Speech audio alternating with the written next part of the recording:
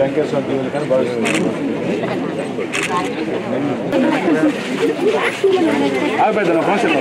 వెనకరా కొంచెం వెనకరానా కొంచెం వెనకరండి నాయకత్వం నాయకత్వం కోటరెడ్డి శ్రీధర్ గారి నాయకత్వం.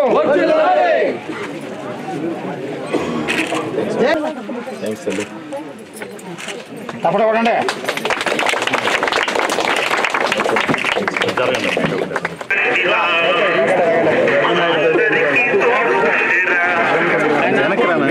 కొంచెం ఉన్న ఏరియాలో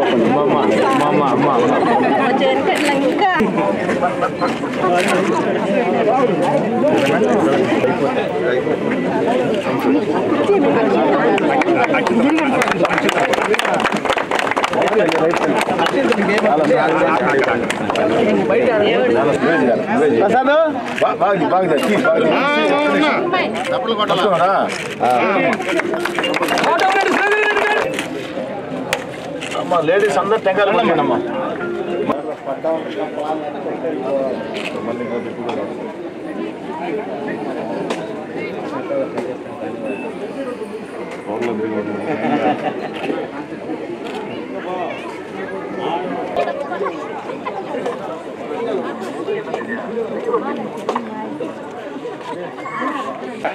సార్ లేడీస్ కూడా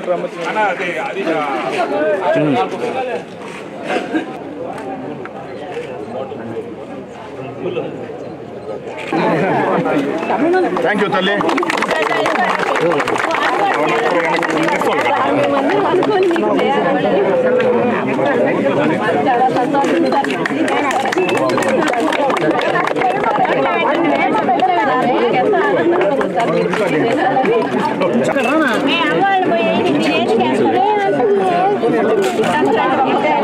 ప్రాంతంలో 5,000 మంది జనాభా సమస్య, సన్న బ్రిడ్జి సరిపోని పరిస్థితుల్లో అయ్యా ఈ ప్రాంతంలో అంబులెన్స్ వచ్చేదానికి దారి కూడా లేదు, గ్యాస్ బండి వచ్చేదానికి దారి కూడా లేదు, శ్మశాన శకటం వచ్చేదానికి దారి కూడా లేదు.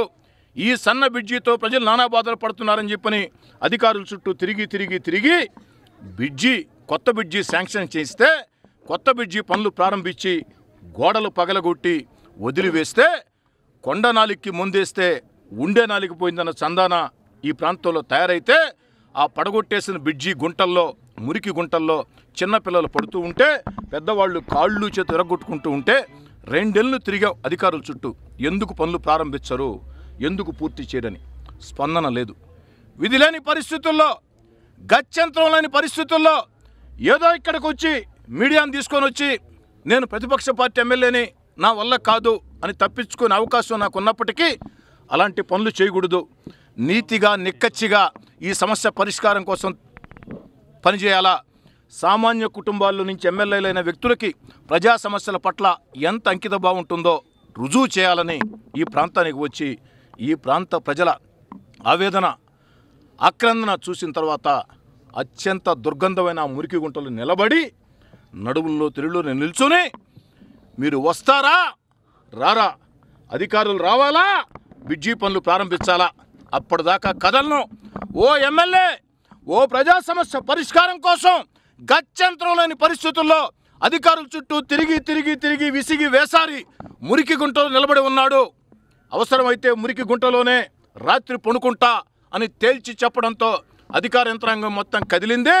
2 గంటలకే అధికారులు మొత్తం కూడా వచ్చారు, పనులు ప్రారంభిస్తామని చెప్పారు.